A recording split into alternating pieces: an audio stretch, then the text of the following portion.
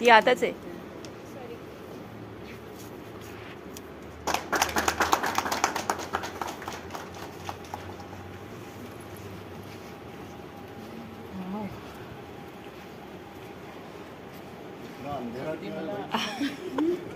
असं वाटतंय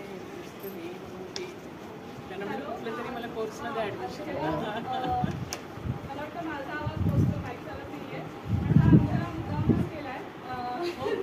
तर मी एक स्टोरी किंवा गोष्ट सांगणार आहे. आमचं ट्रान्झिशन इन लाईफ असा विषय आहे. तर एक अशी गोष्ट आहे की एक मुलगी होती आणि तिला फार अस्वस्थ वाटत होतं आणि तिला वाटलं की अरे काहीतरी आपल्या आयुष्यात बदल होतोय, खूप काहीतरी मला कळत नाही आहे काय होतंय मला. म्हणून ती एका व्यक्तीकडे गेली, योगिनीकडे गेली आणि तिने म्हणाली की मला ह्याच्यावर काहीतरी उपाय सांगा. तर ती म्हणाली की तू सेल्फ इंट्रोस्पेक्ट कर किंवा आत्मशोध घे. आणि आत्मशोध तिला घेताना तिच्या लक्षात आलं की सगळं हे आयुष्यात ट्रान्झिशन आहे आपलं आणि आपण सेल्फ वॉरमध्ये सतत आहोत, सतत आपण विचार करतोय, सतत सेल्फ वॉर चाललेलं आहे आपलं.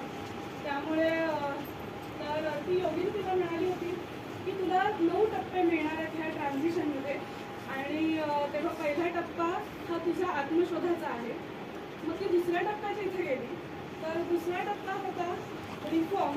म्हणजे तिला कळलं की ट्रान्झिशनमध्ये सतत गोष्टी क्रिएट होतात आणि डिस्ट्रॉय होतात.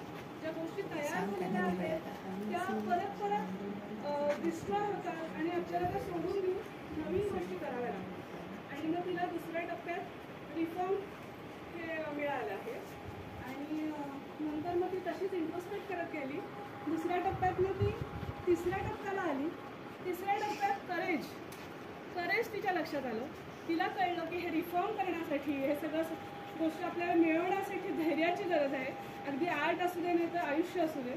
म्हणून तिने करेज हे केलं आणि मग तिला परत ती आत्मशोध घेतच राहिली. जेव्हा ती चौथ्या टप्प्याला आली तिला वाटलं आहे आता काय असेल चौथ्या टप्प्यात. तर चौथ्या टप्प्यात होतं सेल्फ केअर. आपण बायका किंवा सगळेच जण इतरांची काळजी घेण्यात आयुष्य घालवत असतो पण स्वतःची काळजी घेणं सुद्धा गरजेचं असतं. आणि जेव्हा आपल्यात बदल होत असतो, स्थित्यंतर घडत असतात तेव्हा सेल्फ केअर खूप गरजेचं आहे.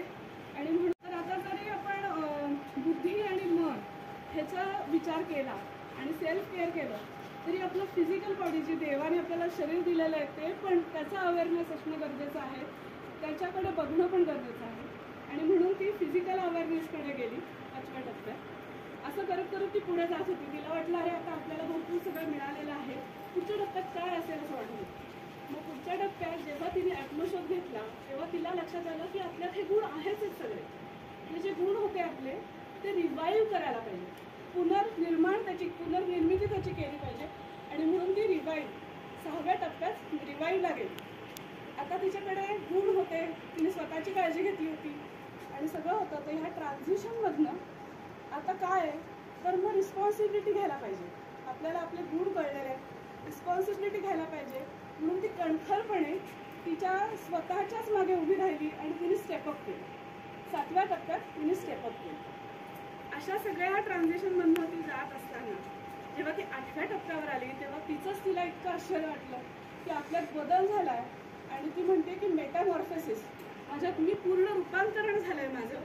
आणि मग ती मेटामॉर्फोसिसकडे आली, तिचं रूपांतरण झालं. आणि शेवटचा टप्पा आपला 9वा टप्पा.